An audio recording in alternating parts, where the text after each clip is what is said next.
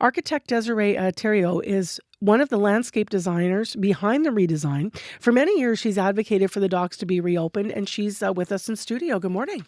Yeah, good morning, Marcy. So glad to be here. Thanks for having me. Thanks for being here. So how does it feel that now you're going to be part of, something that you've been hoping for to work on the redesign? I can't even express it into words. It means so much to me to be in this place, but more so to see what it means to community, to have this place recognized and to acknowledge that these lives mattered, and also to acknowledge that we deserve these beautiful public spaces that allow us to access the water. So I'm very grateful for that opportunity and to bring that to reality. You're representing today, actually. You've got a red dress. For those that are Yes. watching on YouTube, you got the red dress pin for MMIWG on your shirt. I know that you leading up to this, you met with actually members of the community, but also families of missing and murdered Indigenous women and girls, and 2 LGBTQ plus people. What can you tell us about those conversations and why that was important to you as you embark on the redesign? Yeah, I think for me, the most important part about designing spaces for community is designing with community. And so it was really important for me, and I was really happy to hear it was the same with the Forks and the city, to have these conversations with families and particularly the MMIWG2S Plus advisory committee, who shared so much deep stories, profound stories about what this place means to them, but also their vision for the future of this place and for future generations and what it means. So what did you hear in those conversations about the feel of this place and what the hope is from those that you met with? And then when you think about, all of us that use the Alexander Docks, because you're kind of mixing access, a grief, memory, joy. It's a lot to take on. Were those some of the words that came up?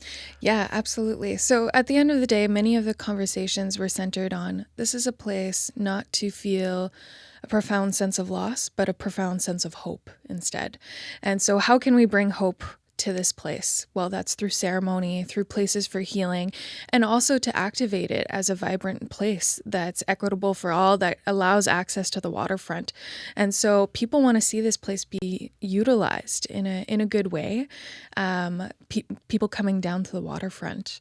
So that came essential to this project, and many of the families talked about that sense of hope, that sense of healing, and the sense of Indigenous joy at the end of the day, that this isn't another part of our tragic history, but also a way to amplify our voices and spaces that mean so much to us. So what's it going to look like? I mean, people can go on our website, cbc.ca/Manitoba, and see some of the mock-ups, but give us some of the highlights of the movement of the paths and some of those spaces to gather. Yeah, absolutely. So the whole design is actually inspired by the Red River itself, and we heard that connection to the water is such an important place. So we started with the water itself. So we wanted to strengthen and stabilize the banks so that ice and the spring flood could be mitigated in a good way through planting.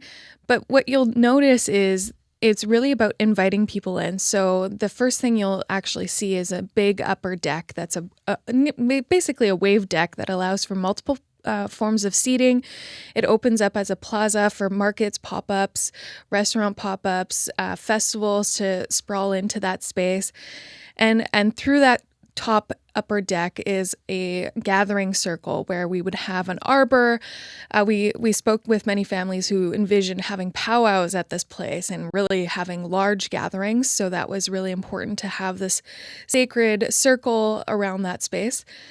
But at the heart of it is a memorial around the spirit tree, which is just almost at the heart of the Alexander Docks.